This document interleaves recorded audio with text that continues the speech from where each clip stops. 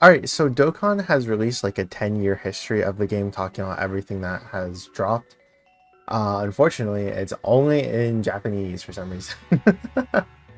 Like, it's kind of weird because the global side does talk about it, but if you were playing around at the time, it doesn't.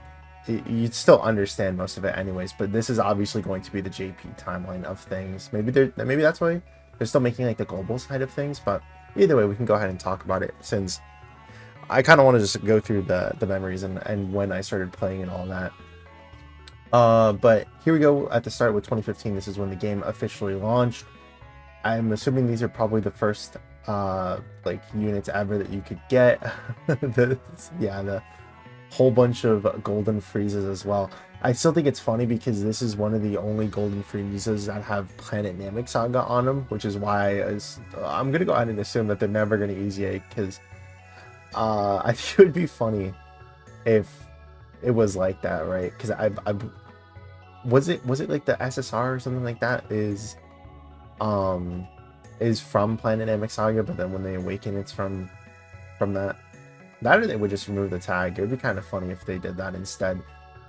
Then we have the first year anniversary over here with S Tier Gogeta and Janemba. It's kind of crazy because if you didn't know how things worked back then, gacha games did not need to display or even discuss what the rates of the game was. So what would happen a lot of times is that gacha games just wouldn't tell you, and it would be very sketchy, right? So for example, the first year anniversary for Gogeta and Janemba did so well on the Japanese version of the game that you would actually that when it eventually came to the global version, they lowered the SSR rates. So it would be harder to pull the new units because of it, because again, just the rates were lower, right?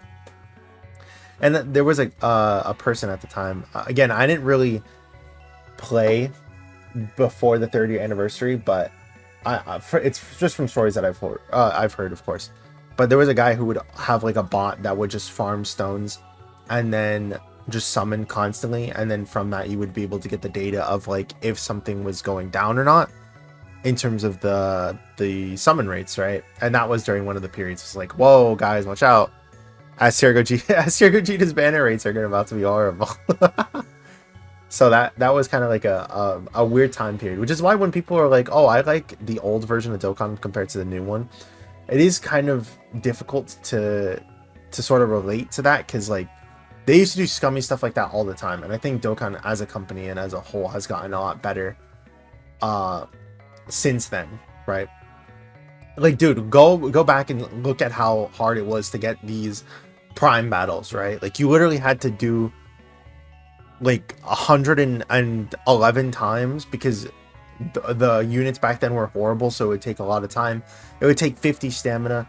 You would have to have it where you would get 5 to 7, I believe, medals, and again you needed 777, so you would need so much luck and so much RNG and so much everything and time to get the first LR. It was crazy, right? Then we go over to the second year anniversary. We had the April Fools. They also talk about all the April Fools stuff here too from this point onwards. But the April Fools was at the Cybermen and all that. I'm still a little bit sad because I joined a little bit after this time period. The time that I dropped was actually during Tech Super Saiyan 4 Gogeta and Sin Shenron because my brother was actually the one who got me into the game and was like, oh, hey, look, you should try this. And I was like, oh, dude, I love GT, right? Like, this is awesome for me. But this all happened, and then we had the Spirit Bomb for 1,000 days, the EZA as well, which is pretty cool. We got another Gogeta and Janemba too. It was all pretty nice. And then also the other Dokkan Fest here as well. And then this was like one of the saddest periods of Dokkan for me. Like this is actually like my worst year ever. So during the 30th anniversary, I didn't get any of the fusions. I didn't go that hard into the banner, but I didn't get any of them. I summoned as much as I could, like over 1,000 stones on AGO Gogeta. Couldn't get them either. I didn't really summon for Broly as much because I'm just a big fusion fan, so I tried going for Gogeta more and I just couldn't get him. Then once the download celebration happened down here, I went again like so many rotations into Goku, and then I was like, whatever, I'll just do the discounted rotations on Frieza, and I did like 3 to 4 rotations on Goku, and I could not get him. And then when I summoned on Frieza, I got Frieza 2 times in the discounted rotations. So I was like, okay. I didn't really care about Frieza as much at the time, and I didn't really have enough extreme teams to be able to utilize him correctly. So he just sat unawakened in my box forever, and I could not get Goku until his return, which sucked, dude. It was so bad, man. It was so bad. I think this is also when the wallpapers and all that stuff dropped too. Then we had the 4th year anniversary. This is probably one of my better summoning periods. I'd spent like 3 to 4 rotations on Goku, and I got him twice, and it was so awesome because I had it where I what was it? I was a little bit cringy back then. I used to play AMVs of the unit that I was trying to summon for, especially because back then there was a person called Lesby Epic, and he would always have these like hype AMVs that would drop, and not all the time would they like relate with Dokkan, but like there was sometimes where it would match up with the stuff that Dokkan was dropping. So I would like just play that in the background while trying to have it where the hype moment or the beat drop would come out when the unit would hopefully be there. And it was always so silly, but I it was like something that I just used to do, right? What? Oh yeah, Agio, Gohan, and Cell. I actually went on vacation when Gohan and Cell dropped, and I had like 1,000 stones. And I again, another bad year for me overall, because I got Goku super easily, but then Gohan dropped, right? I didn't pull him a single time, but guess what? I rainbowed Agio Gogeta. And I was like, this couldn't have happened, like, I don't know, the year before. This couldn't happen months before when this dropped. No? Cool. This is awesome. I just could never catch a break. Then 5th year anniversary happened though, and it was just like a crazy time period, right? I got Gogeta. Actually, I think, oh no, this was back when I started recording and I wanted to record more, but like I just couldn't get into things. But like one of the first ever videos I recorded that I just never uploaded was during the 5th year anniversary. I got into a call with some friends, and we all started like screen sharing, and I could not pull Gogeta in like 3 to 4 rotations. I pulled him once after the 4th or 5th rotation. I went into Vegito's banner, and again it was the same thing like how it happened years prior. Even though I'm like, I like Vegito, but I like Gogeta more. I pulled him 3 times in 1 or 2 rotations, and I was like, oh my god, please. Like, sure, Vegito is better, unit wise, but man, come on, just give me the unit I actually like. Then equipment drops, and man, it's crazy. It's crazy. The Extreme Super Battle Road, yeah, we got the easy A's for all that stuff too. STR Vegito and Buhan. I didn't even pull STR Vegito until literally Tech Gohan's banner dropped. I got Gohan in the first 2 or 3 multis, and I saved like 450 stones. I went back into Vegito's banner and I got him literally like the last day of the banner, which was crazy because it was during the overlapping period of Vegito and Tech Ultimate Gohan dropping. And I was like, well, if I get Tech Ultimate Gohan, and I know that Tech Ultimate Gohan is probably gonna be better than Vegito, I'll just go summon back on Vegito. Anything else noteworthy? Not really. 6th year anniversary, not too much to talk about. Like, I can't remember if I did well or did bad during the summons. Same thing with the, I don't even remember with the Super Saiyan Goku or no, that's what it was. Never mind. In Super Saiyan Goku, I got Goku once, and I over rainbowed Piccolo, and I was so upset. And I told my friends that, right? And then every single time that like those units would be brought up, they would always show me that stupid Tech Piccolo, and I don't know, I was upset. That's the thing, is that like anytime that you tell your friends anything like sad, they'll just turn it into a joke. Oh, it's all in good fun though. It's all in good fun, I swear. Um, I'm not gonna lie, I don't really care for it. I like the other stuff, but that was when. Which one was that? Was that they were like making this seem like it was gonna be so hype, and then it was literally just like for upgrading the support memories later on, wasn't it? That's what that event is, I think. Because again, this is the JP side, so it's hard to remember like the names of some of these things. 2022 dropped. I think his EZA dropped as well. I still think it's crazy that he got buffed post EZA, which was nice. Or sorry, like his information dropped, and then people were asking like, hey, can you not make it where he only does the 18 key because he's not stacking, he only stacks on the 12 key. And then they gave him an additional attack that had like a high chance of becoming a super attack if he did an 18 key or something. Dude, this event sucked, dude. Like when people talk about the cooler and the Super Saiyan Goku like download celebration, yeah, it actually makes me so mad, because this event sucked. And it's crazy because you'll have people who are like, oh, you could have beat it with free-to-play characters. Yeah, that only EZ8 in part 3. Like, sure, you could have beaten it like that, but they obviously wanted you to use Birdcue, which, by the way, Birdcue was bugged on global and didn't get his extra stats that he was supposed to have, so he would constantly die on the global version when he wasn't supposed to, which was stupid.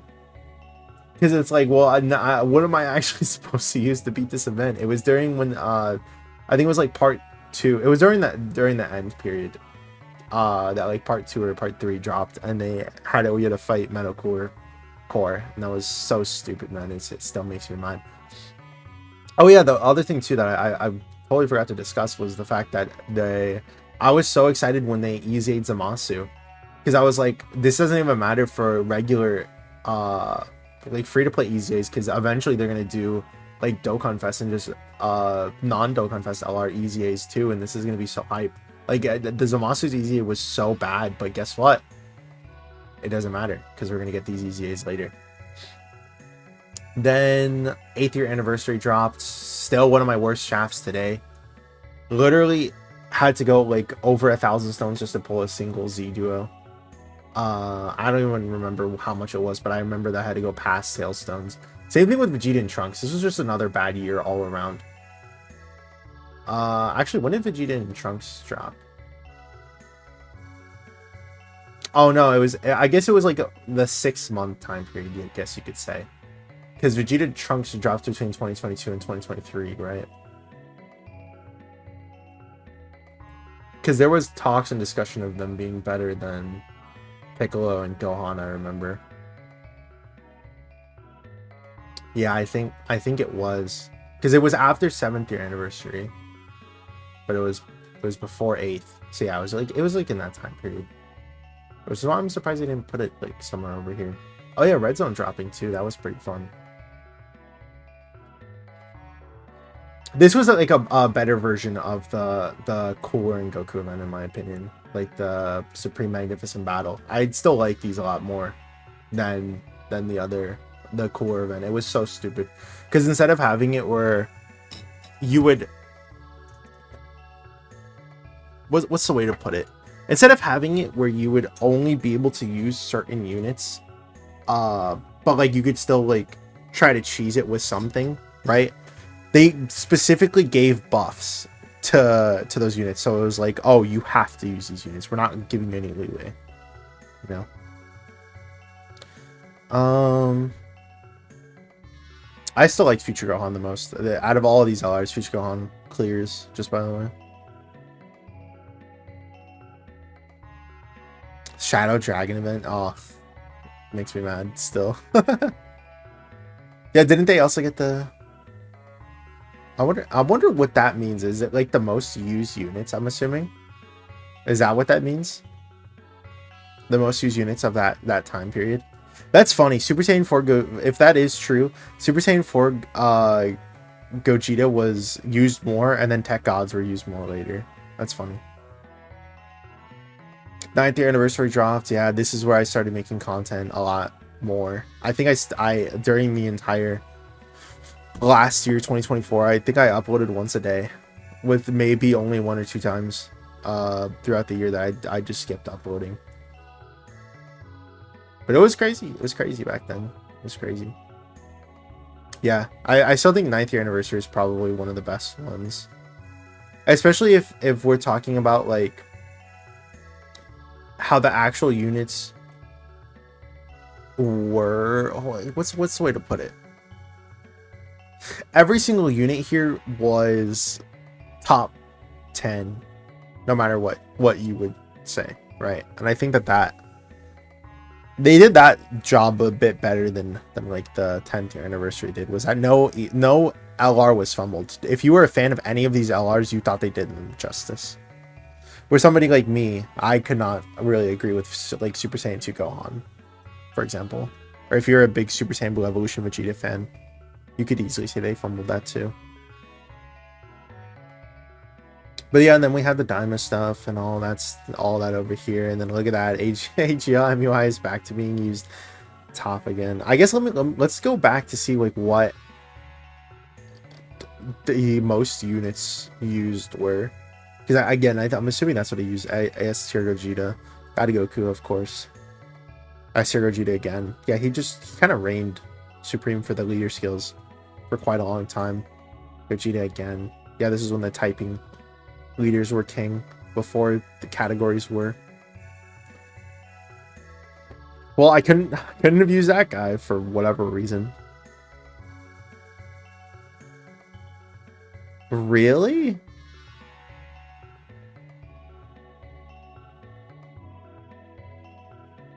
Int Vegeta and Physical Gogeta when S tier Gogeta and all dropped. I guess for the leaders, and also just because of the fact that like that's what the unit that everybody also had, I'm assuming. AGO Gohan, yeah, that's because it was during the stacking meta for LGE dropped like somewhere around this time period, yeah.